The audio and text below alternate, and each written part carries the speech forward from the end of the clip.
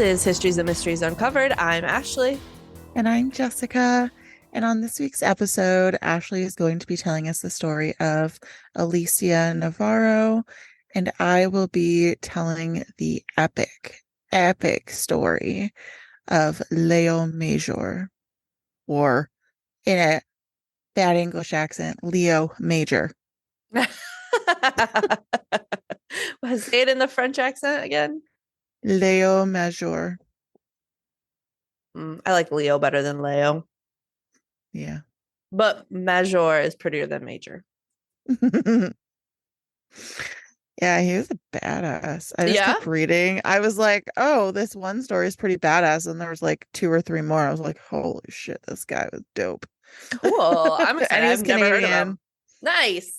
Canadian. Nice. It's not like your what was that story you did about Seabiscuit? Okay, well, I just answered my own question. I didn't do a Seabiscuit story. Didn't you do one about like Seabiscuit or something about Seabiscuit, and it turned out that none of it was real? No, it was Hidalgo, you silly Yes, Hidalgo. Yeah, and nothing was Seabiscuit, Hidalgo. Same thing.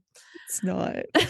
So they both have a horse in them. Which is funny because I was thinking about doing Seabiscuit at one point because I don't really know much about it other than the fact that Shia LaBeouf was in a movie about Seabiscuit. But like, I don't know if it's a legit thing or not. So, but yeah, I don't know either.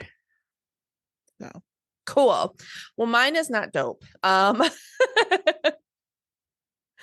It's weird. Yeah, so I'm just gonna jump in. Alicia Navarro was like any other 14-year-old girl in Glendale, Arizona, which is actually really close to where I used to live in Arizona. She had high functioning autism, which did result in some struggles for her. But at the core of it, she wanted friends and love. And like any other 14-year-old girl, she wanted to be seen as older, more mature. But because she did have autism, she preferred to have things stick to a normal schedule. She liked to eat the same foods, listen to the same types of music, wear the same types of clothes, which included long sleeve shirts, even in, the middle of the Arizona summer. It's just what she liked. She liked routine. She liked what she knew, and she didn't like to stray from that. She did struggle in large social situations and struggled at making friends. So she did what every young kid does in this day and age, and she went online. She started to play Minecraft and was active in Discord, which, by the way, we have one if you ever want to go and chat. We do? We do. It came with Patreon. Oh, that's cool. Yeah, I set it all up, but nobody's in it. But so if any of you Patreons want to go chat with us, some kind of Discord. She was able to create her own world, and she felt safe online talking to people. It wasn't something that you had to be face to face or pick up on normal social cues or anything like that. You could just, chill and be you. She became very active in these online communities and would stay up pretty late playing these video games, which, again, like any teenager. Shortly before her 15th birthday, her parents did notice that there were some large changes happening. She started to get into comic books, which, just a new hobby. She also started to listen to classic rock instead of her usual music, which, again, any teenager. But it was really strange for Alicia specifically, because she did crave that routine and those constants. And so when she kind of started to stray from that, it was a little different for her parents, but not really anything crazy. But some other things started to change that did raise some red flags. When was this? This is in 2019. Oh, okay. I was going to say, if it was a little bit earlier, then I would have said that maybe autism wasn't as well known in the whole like different attribute sector. Mm-hmm. But if it's 2019, I feel like it's a little bit more ingrained, right? Yeah, for sure. some of the changes, like I said, were kind of red flags. So she started to like fitness products like protein powders. She started to use body spray and makeup. And she started to wear, quote, somewhat provocative clothing. I don't know what that means. That's just what the article quoted. But all of that together makes it seem and makes me think that maybe she was trying to seem or be a bit older than she was. Or impress a boy. Yeah. At one point, at one point, her mom filed an incident with police that a man was grooming her daughter and speaking to her about mature content, and he was considerably older than her. So there was some issues kind of going on with Alicia's internet life. Mm. And when this happened, when she filed the report with the police, she told Alicia, you know, you can't trust everyone. These people that are older than you are preying on you. She took her phone away, and apparently she was in therapy at the time, and her therapist also kind of tried to impart on her that like that's not safe. You can't do that. Honestly, it's so scary out there now. Oh my God. I wrote that in here. It's so terrifying to me. Yeah. Like I know I've mentioned it, but we're watching Criminal Minds Yeah. and it's just really scary. And I think I've told this story on this podcast before, but I remember I was in high school and I had to be like maybe a sophomore or a junior in high school. So you're like, sorry, for the Canadians, that's your second or third year. So you're like, I don't know what, like 15, 16. Yeah. And I went to my friend's birthday party, and she had an older cousin that came, and he had a friend that came. And I think the guy was like 20 something, like 20, 21. Yeah. And yeah, like I stayed up. It was like an overnight slumber party. And I stayed up all night talking to this guy. And then, like, he wanted to go to my school dance with me. Ew. Yeah. And my dad was like, absolutely not. And Good. and I remember I could not understand why my dad wouldn't let me go with this guy. Like it just was not registering in my head. Like, I'm just really cool and mature, and this older guy likes me. Like, what is the big deal? But now looking back at it, I'm like, oh my God, what a creep. Yeah, same. Yeah. I have a story and I just You're so dumb when you're young. Yeah. I guess important naive is the better word. You're so naive. Naive. And that's the thing. It's like after some of the episodes we watched, we looked at each other and we're like, we do not want to let our child go outside by herself. Or on the internet, ever. Yeah. Just live like, maybe we should, this is what we got to do. We got to become Amish. Oh gosh. Right? They don't have any technology. They stay in their communities. Their kids are safe. You know, it's funny. We used to live in the country, and my grandparents were out in the country years ago, and the Amish started flocking to that area. Uh-huh. And whenever I would go and visit my grandparents, there was this one Amish guy I used to see, and he was so cute. And I would just like dream of becoming Amish and like what my life would be like if I was Amish. So what you're saying is you almost became Amish. I don't think he was allowed to look at me, but that's true. He probably would not have been allowed to date you if you weren't Amish. Yeah. Yeah. So I don't think it would have ever happened, but yeah. And some Amish guys pulled my car out of a ditch one day. That's so nice. So nice. So yeah, I've had some run-ins with them. They're really nice. Very nice people, yeah. Yeah, their horses are beautiful. So pretty. I almost hit one when I was driving because I was hallucinating. Why were you hallucinating? I had been up for 33 hours and then I did like a 6-hour drive at nighttime. That was not smart, Jessica. And I had moved that day as well. I had moved all of the stuff from my apartment to another apartment. And then I drove 6 hours and it was nighttime, obviously.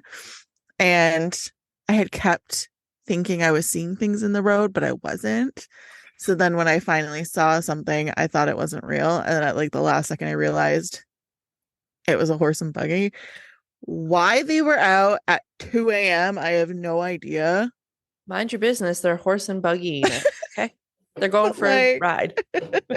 I almost got them. Like, I literally thought I saw a dog in the middle of the road. Oh my God. Okay. Dear listeners, don't be like Jessica. That was when I was young and naive. Young and naive. I think I was like 18 or 19 then. So Yeah. Yeah. Oh my like, gosh. don't be like me. But yeah, so I've had a few run-ins with them. They're pretty dope. Yeah.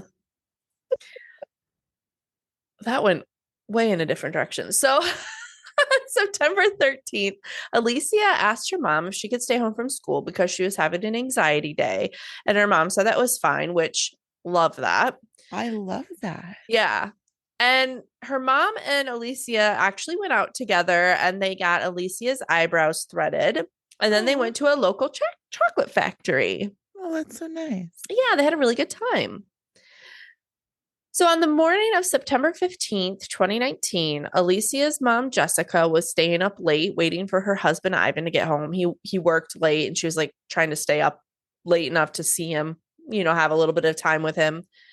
At about 1 a.m., Alicia comes downstairs from her room for some water, and that wasn't unusual for her. It was a Saturday. She stayed up really late playing games, and she would come down sometimes, get some water, and go back up. So it wasn't unusual for Alicia to be up this late. I remember my brother, when he was younger, would stay up all hours of the night, play video games. I'd stay up till like 2 or 3 in the morning, but I would just watch TV. Yeah. So anyway, Alicia got her water, asked her mom when her mom was planning on going to bed, and then headed back up to bed. Her mom said, try not to stay up too late. At around 7 a.m. the next morning, Jessica, who was her mom, woke up and started to make breakfast and noticed something weird. Uh-oh. Her back door was slightly open. Oh.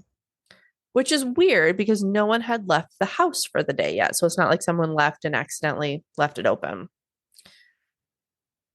So in Arizona, most houses have a fence around them, and they're not just like a fence, like a picket fence or like a vinyl fence. It's usually a cement wall. Yeah. It's very high and goes around the whole house. We had one in our backyard too. Like I couldn't stand and see over it. I had to stand on some stuff to see over it. So they had this. And when Jessica went outside to take a look around, she saw something that made her heart sink. There were some chairs stacked up against their back wall as if someone had used them to climb up and over. She headed back. She headed back in. Yeah, headed, right? That's a word. Yeah, that's a word. Okay. She headed back into the house and up to Alicia's room. And when she opened the door, Alicia is not there. Ugh, Alicia. She immediately calls 911 and then calls her friend to come over and help her search. Her mom noticed that Alicia's small backpack with metallic cat ears was gone, along with her body spray, a comic book, her makeup, her phone, and one of her computers. Alicia had 3 computers, and she took one of them with her. Why did she have 3? She had a PC, she had this MacBook, and then she had a laptop that the school gave her. But she didn't take chargers for any of them. Oh, weird. Yeah, really weird. So people started searching everywhere for her. They tried to find where she could have gone. They did see that there were footprints by the chairs that were the size of Alicia's, and it didn't look like there was any other footprints. And a few days after, when Jessica was searching through the room, she found a note that Alicia had left her. And it said, I ran away.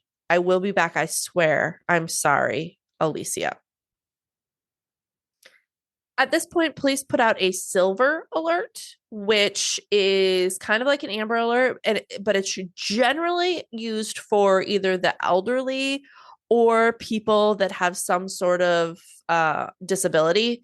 And because of Alicia's autism, she qualified to have this silver alert put out for her. They found out through the investigation that a few days before Alicia went missing, she had gone to the mall with a few guy friends, and they said they had seen her with a burner phone in her backpack.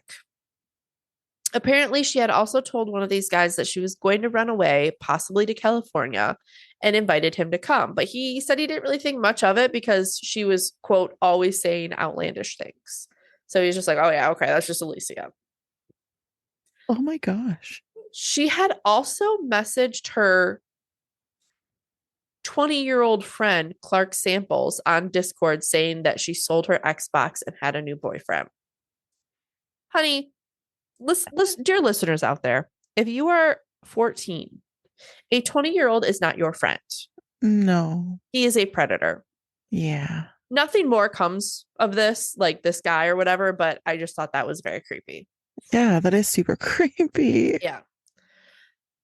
On September 19th, someone who knew Alicia told investigators that she saw Alicia at La Pradera Park, about a mile and a half from her house. And so Jessica ran to the park and talked to several other people who said the same thing. Yeah, we did see Alicia. So this was about 4 days after she first went missing.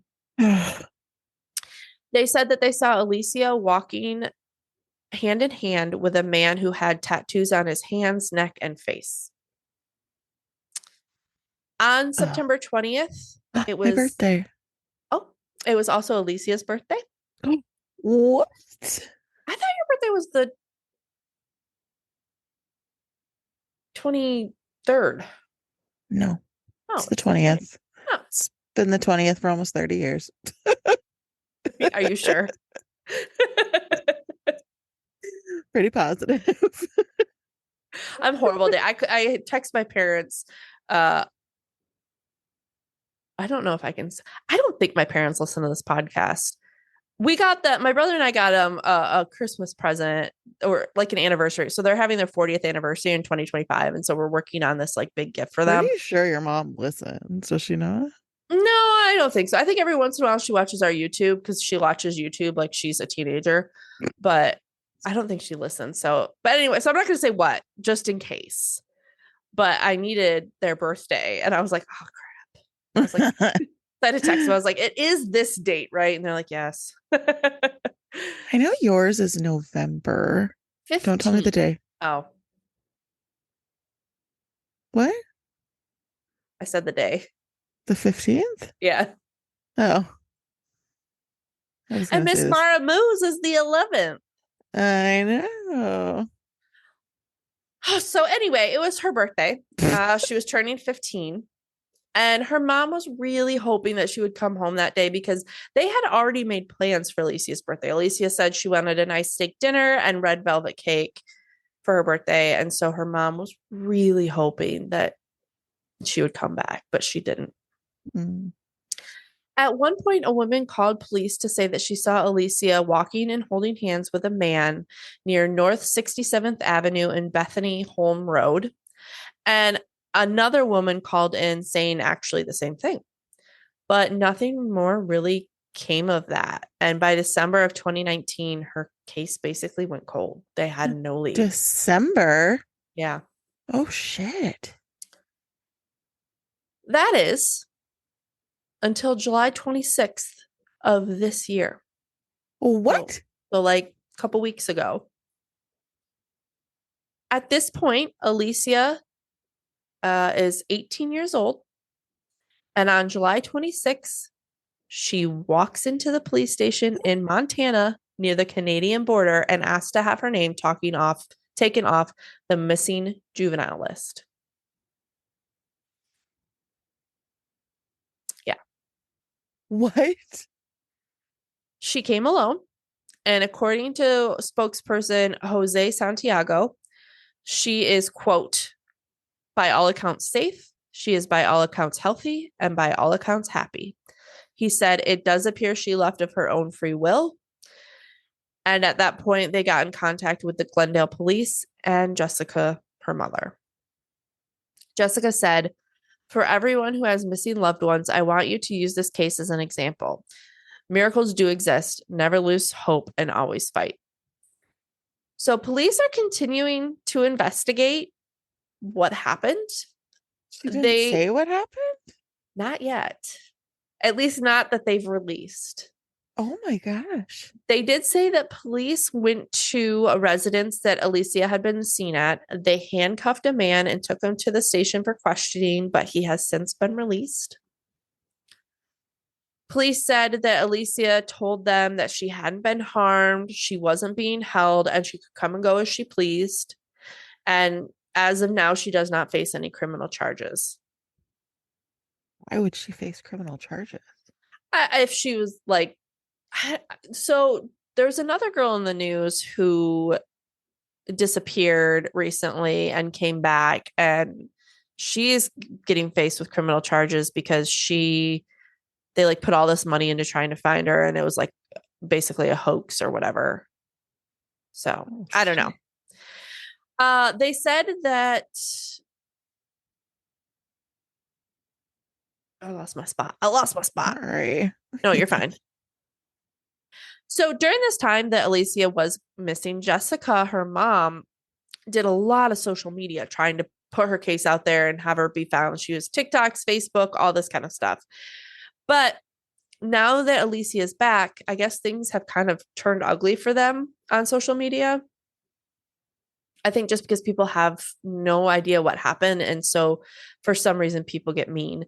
And so her mom said, "I have been harassed and my family has been attacked all over the internet. The public has gone from trying to help Alicia to doing things like trying to show up at her house and putting her safety at jeopardy." She said, "This is not a movie. This is our life. This is my daughter. I love her more than anything in the world, and I think I have shown you that. My job has always been to protect her, and just as I never gave up on her before, I won't stand for the treatment of her now. There is an ongoing investigation, and I am begging you to move on." It's her plea her mom made. And from what I read, there hasn't been too much updates since the end of July. But at that point, she had not yet been reunited with her mom. Her mom did FaceTime her to kind of confirm that it was her. And that's really all we know. It's crazy. I think my personal opinion, and this is just a guess, like it has no bearing in anything, so take it as you will.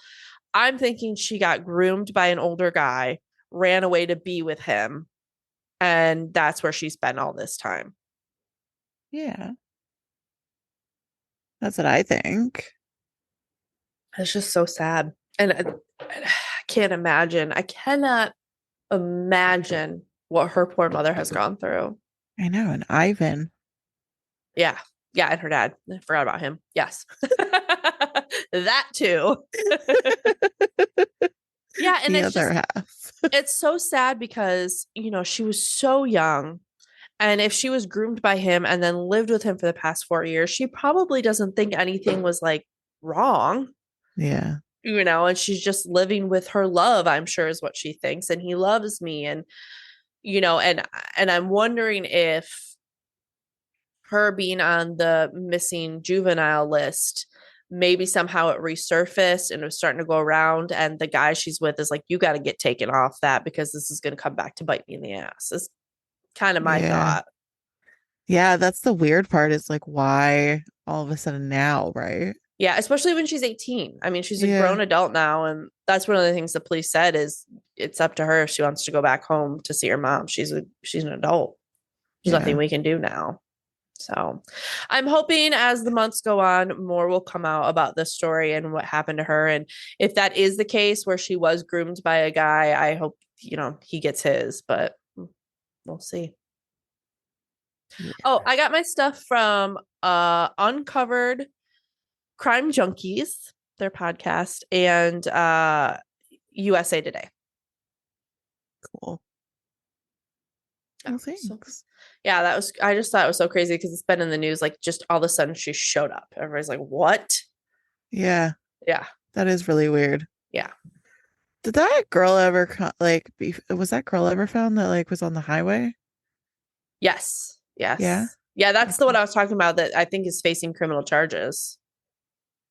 Oh, But I don't know for sure. I haven't looked into it, but I might do her story once more comes out about her too. crazy. Yeah.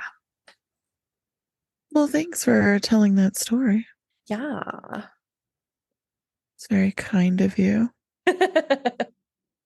Alrighty. Are we ready?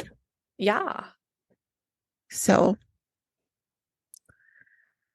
I found this story on TikTok. Oh, TikTok is always like a good source for some good stories. Yeah, I don't know how I got on History Talk, but I keep having these like random videos pop up of these like really funny stories in history. So I am playing off of them. And I saw Perfect. this guy and I was like, oh, he's Canadian. That's really cool. And yeah, so my sources are TikTok. Nice. All that's interesting. And I think I used like biography.com or history or something. Okay. I'm really bad. I'm so sorry, guys. I used the internet. I used the Google. Yeah. Not Wikipedia. I know. I feel like that's an attack on me. No. So, Major was born to French Canadian parents in the United States while his father was employed by the American Railroad Company, but the family returned to Montreal when he was very young. I like how you say Montreal. Why? It sounds like you're saying Montreal, and I'm sure that's Yeah, how it's actually pronounced, but I've always heard Montreal. You say it like Montreal. I like it. because oh, And I'm sure it's correct. I'm sure that's the correct way. Montreal. Yeah.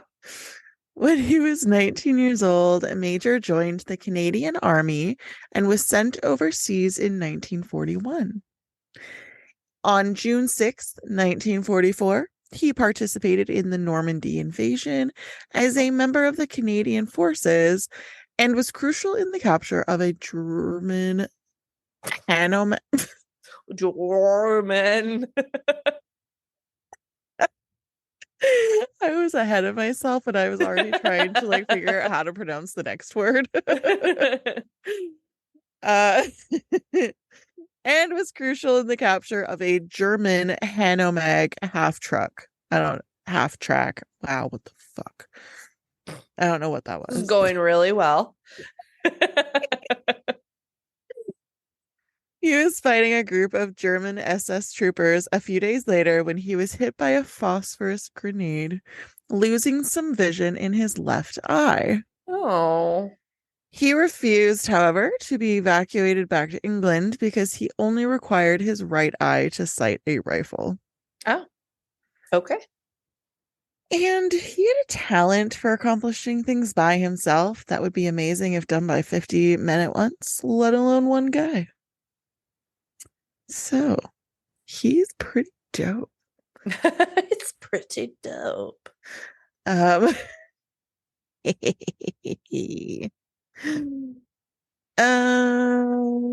guacamole, guacamole. Okay. Before moving into France, Major battled his way through the beaches with the rest of the Canadians and single-handedly captured a German armored vehicle. Wow. Yes. That's insane. Dope. Dope. A German soldier threw a grenade at his position just a few weeks later, and he was almost completely blind after that. But he did not go home. He did not go home. You just kept on trucking? put an eye patch over his damaged eye, and begged to continue to fight. Oh my gosh. He said, I was an assassin. After the conflict, I still had one decent eye and I could shoot. He did not want to go home. Léo Major continued to fight through France and into the Netherlands despite being largely blinded. Oh my gosh. In October and November of 1944, he took part in the Battle of Scheldt there. The action was a component. I don't know if I said that right. I don't even know. Battle of Scheldt. I'm just going to say Scheldt. Okay. S-C-H. It works for me. Well, it's S-C-H-E-L-D-T. Oh, yeah, I would go Schelt. Yeah, okay. The action was a component of a broader effort to drive German defenders out of the Netherlands' coastal regions so that supplies could be delivered to the Allied forces by ship. Major, who was a member of the Canadian First Army, was tasked with eradicating German resistance along the Scheldt, a significant river that flows across the nation. The muddy terrain, which was frequently broken by canals, and the entrenched defenders made for slow work. Right away, Allied losses started to rise, which is really sad. Yeah. Major was sent out one night during the offensive to locate several soldiers who had been disoriented while out on patrol. But then he had an idea that, depending on your perspective, might either be described as incredibly reckless or suicidally brave. Okay. Because he faced a German position in the dark. Oh. He slipped stealthily into the canals encircling that German position, taking his weapons with him, and he started to swim. He described himself and he said, I was just like a water rat. A water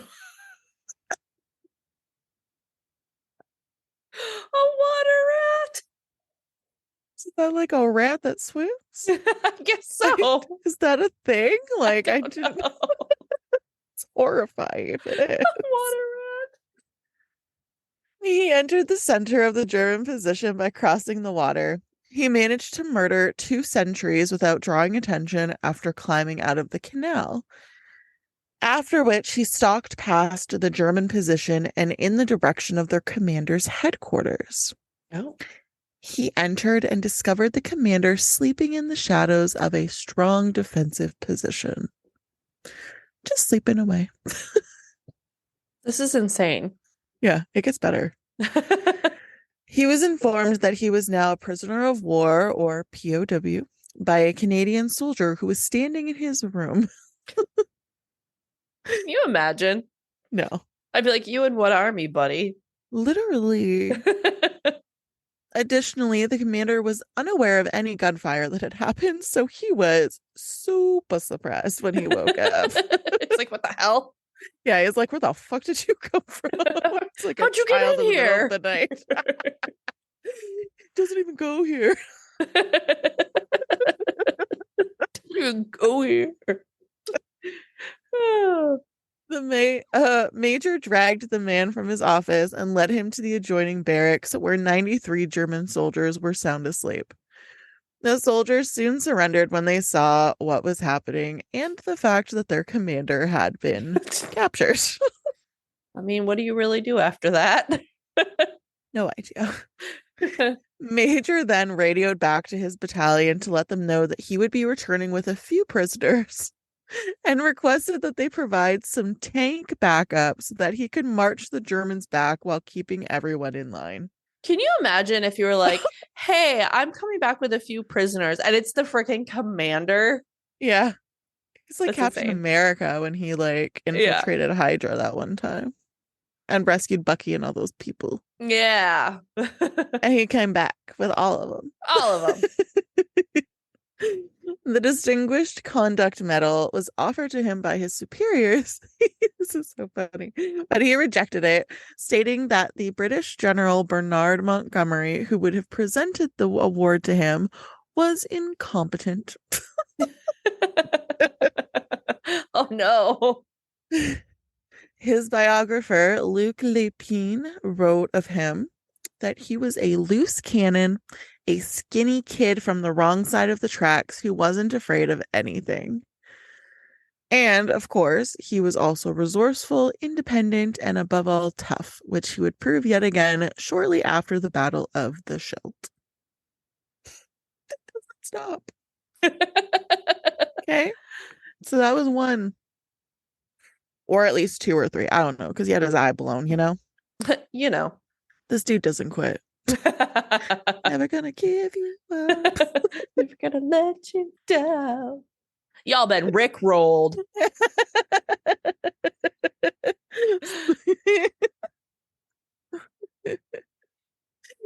He was then a passenger in a truck that struck a landmine in the German Rhineland in February 1945. He was catapulted into the air after the mine exploded, landing hard on his back and breaking numerous vertebrae. Oh, gosh. But he resisted being removed from active duty once more, and he refused to follow orders to keep away from the front, and instead he fled. He went I and think stayed. when I lost my eye, that'd be enough for me. He fled and stayed with a family of Dutch civilians he had previously met before rejoining his unit a month later. And no one really knows how he escaped punishment. But I'm assuming it's because he was fighting with them and he didn't like go AWOL, you know? Like, how can you punish somebody for just wanting to fight? Yeah, yeah. The man who only had one working eye thus endured the rest of the war while also suffering from a damaged back. Which makes what happens next even more unbelievable. Can you believe that more shit happens? No. When the Canadians entered the Netherlands from the north in April 1945, they came across the German-occupied city of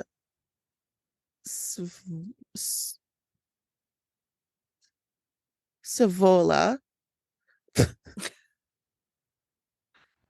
I even have in brackets how to pronounce it. That's the best when that happens. Damn it. Because it's spelled Zwolle.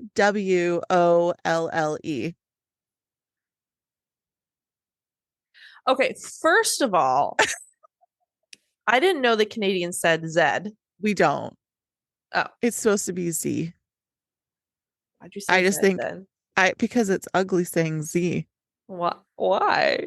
Because A, B, C, D, E, F, G, H, I, J, K, L, M, N, P, Q, R, S, T, U, V, W, X, Y, and Z. That's stupid. Why is that stupid? That's how it is. No, it's supposed to be Z. Why? You guys are supposed to say Z. No, we say Z. No, Z is American, you donkey. No, Z is European or Australian. You donkey. I was always told that it was American. I've never heard an American say Z.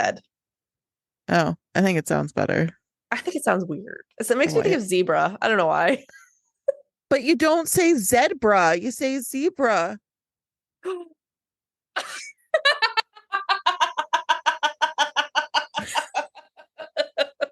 Okay. Exactly. So we are supposed to say Z, but I like Z better.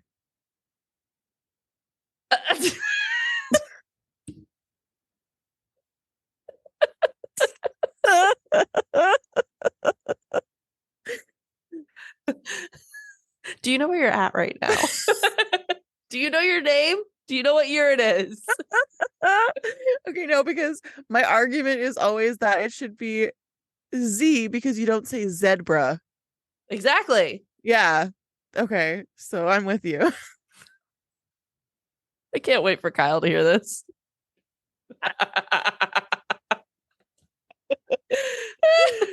One of my really good friends also listens to this, and I also just got my daycare lady to start listening. She's gonna be like, wow, poor Evie doesn't stand a chance. Oh my god. Oh, that's great. Anyways. Oh. Zvola.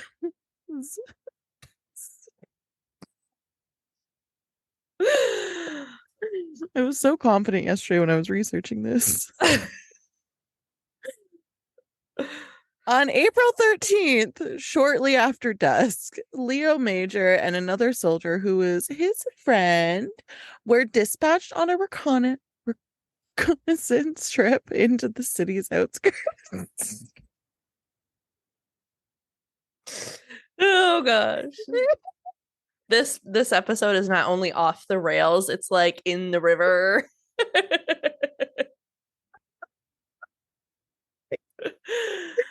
It's fine. It's fine. It's fine, man. It's fine. Just keep going. The two came upon two German soldiers who started shooting at them while on the assignment. Unfortunately, Major's friend was shot and killed during this.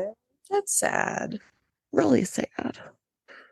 The Germans were then killed by a furious Major, but it was too late to save his friend's life. That's sad.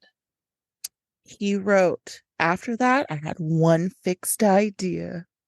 It was to liberate Zvola no matter what I was going to meet in the streets. He It's like fucking Rambo, yeah. Yeah, he reminds me of frick, what was his name? Spears from Band of Brothers. He was in the 101st Airborne. He was like the same type of dude. Yeah. Yeah. It's crazy. It is crazy. He's freaking dope. He initially located a German officer and armed with a gun. This is so funny. I forgot about this. Told him that a big Canadian army was on its way to destroy them. And it was just him. Yeah. He then released the officer so that he could urge his companions to flee and alert them to an impending onslaught. The rest of the evening was subsequently spent by Major alone performing that gigantic assault on the city.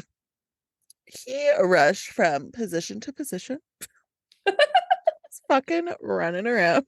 Oh my god. Launching grenades and firing at clusters of German soldiers. Oh my gosh. He arrived to capture each pocket of German troops, 8 or 10 at a time, and then handed them over to Dutch resistance fighters as soon as they realized that they must be under attack by a sizable group of Canadians. We should have just let him go and handle the whole war. Right? What a freaking, yeah. By daylight, he had over 50 men under his control and had driven the others back. That's insane. Without resistance, Canadian troops rapidly entered the city, and Major had freed the 50,000 inhabitants of Zvola by himself.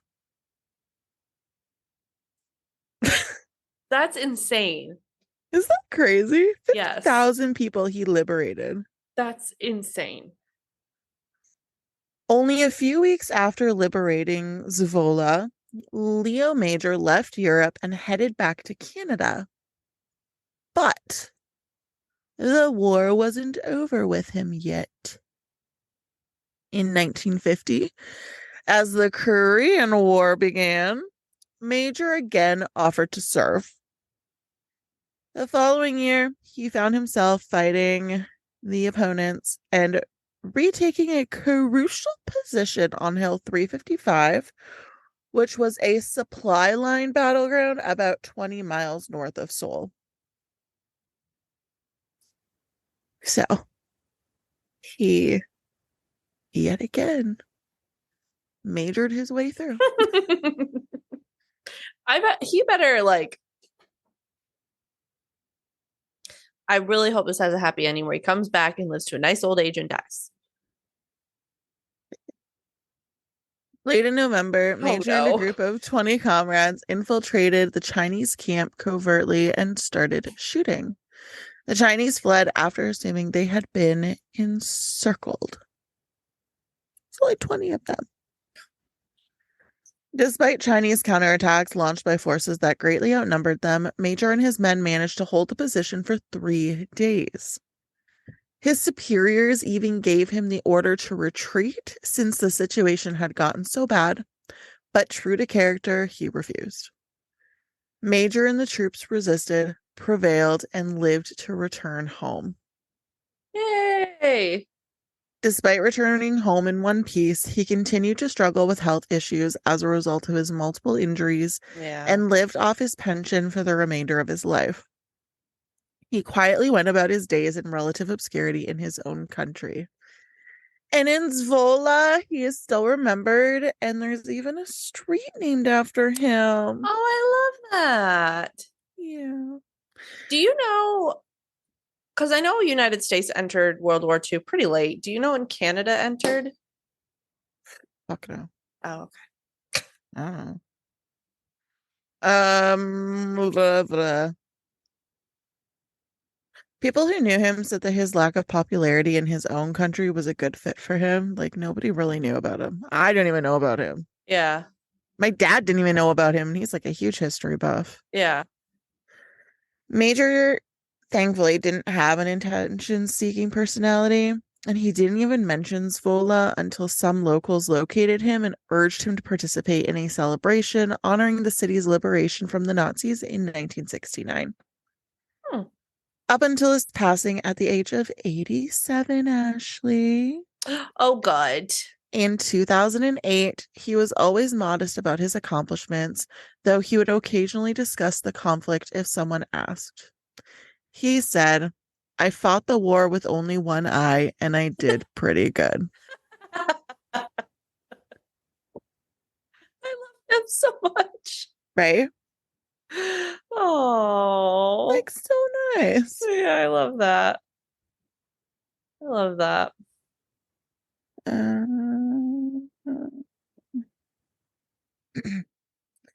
okay. What are you doing? I'm looking up when we entered the Oh, wars. I don't know, man. We had like the War of 1812. We had a war that in one too. 1914. There was also 10th of September 1939, within 2 months of the Second World War, I believe. September 10th, 1939. Yeah, I just said that, you donkey. No, you didn't. Yeah, I did. I said the 10th of September 1939. Oh. Within 2 months, the first contingents of Canadian troops arrived in the United Kingdom. Oh, I'm reading that exact same sentence from Mount Allison University. Interesting. Yeah, me too. Do you know what we have to do, Jessica? What? We have to announce the winners of our contest. So I have all the names of the entries added into this wheel of names, and we're going to spin to see who gets first, second, and third prize. So thank you, everyone, for your entries. We had so much fun with this. Yeah. All right, let's do our first spin. Our first prize is a $25 Amazon gift card, a Histories and Mysteries coffee mug, and a Histories and Mysteries sticker. And it goes to Ashley. Oh, Not me, Ashley. our Alaska Our Alaskan Ashley. Ashley. So we'll Nice. contact the winners to get the address of where to send things and be looking out for that, Ashley. We're getting the mugs made right now. So those are gonna get here within the next like week or two, and then we'll send it out. So I'd say probably look in about a month. I think everything should be there. Sweet. All right, let's see who gets our second prize, which is a Histories and Mysteries coffee mug and a Histories and Mysteries sticker. Alexandra. Nice. Alexandra. All right. And Congrats. then our last prize is the Histories and Mysteries sticker. And that goes to Kyle. Nice. I finally get a sticker. So, like I said, keep your eye out for those prizes. I gotta write those down so we don't forget who to send what to where. Ashley's first, Alexandra second, Kyle is third. Perfect. Remember that, Jessica. I will, because I'm dope like Léo Major. You are. Also, we have it recorded. Okay, and if you guys want to get more of us, join our Patreon. Yeah, we're so much fun over there. We are. We just released a bonus episode that we read Am I the Asshole posts and gave our opinions on those. That was fun. Yeah. And then our bonus episode before that was another typical, I tell a story, Jessica tells a story. So that was fun. And who knows what we're going to do next? We'll see. So join us on the Patreon. Knows? We have one tier. It's only $3. So if you'd like Smoked ham. Smoked ham. And like I said, we have delicious. a Discord. If anybody wants to chat in the Discord, we have one. We love chatting. We do. Yeah, we love We chat all the time. We do. We hope you guys are having fun summer too. Yeah. Please tell us like things that you're doing because we like to live vicariously through everybody else. Yeah, because we have kids and it's hard. It's very hard. But I'm going to a potato festival this weekend. I'm really excited. Potatoes. We had Onion Fest here. There's Rib Fest. But I never heard of Potato Fest. I haven't either. That's pretty fun. I'm really excited. I don't like going to those types of things because they're really busy. Yeah. But it's potatoes, and I love potatoes. I want to go to the Renaissance Fair. There's one pretty close to me that I want to go to. Excuse me? Yes. Why didn't we go? Well, I mean, it's only during like certain months. Rude. Yeah, I went to the one in Arizona. I really liked it. I want to dress up, and I've been to the one in Arizona too. Oh, really? Yeah, that's fun. It was good, wasn't really it? Fun. It was really fun. Yeah, I want to put I got to ride an elephant. Oh, I want to put little elf ears on my kids. Oh. I forgot that there was like the fairy tale elves, and I was thinking of like Santa's elves. Like a wrong place. No. Oh gosh. Well, do we want to do jokes or do we want to just end on the happy contest winner? Contest winners. All right. Well, if you guys want more of us, you can find us on Patreon, Facebook, Instagram, YouTube, TikTok. We're everywhere. And if you want to rate and review us, you can do so on Apple Podcasts and Spotify. Yeah. So thanks for tuning in, and we look forward to bringing you 2 new stories next week. Bye. Bye.